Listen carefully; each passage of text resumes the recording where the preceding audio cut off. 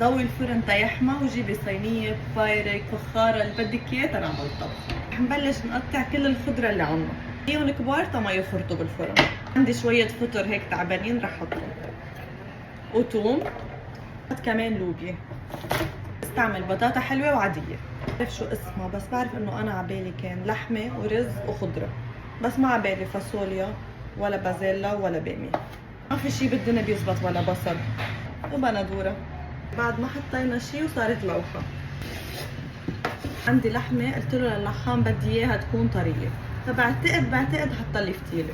نسيت كمان عندي هون أرضي شوكي مينيز رح حطهم.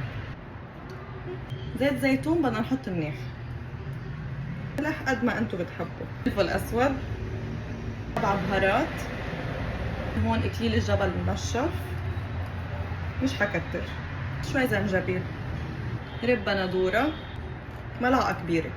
بدنا نخلطهم بذمة وضمير. حط شوية مي مش كثير لأنه هلا الخضرة بدها تطلع مي كمان. هلا بنفوتها على الفرن محمينه قبل.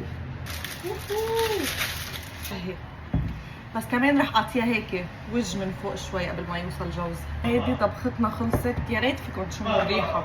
رح نعتمد على الطبخة، حنعملها كثير شكلنا كثير طيبة، كثير لازم تجربوها.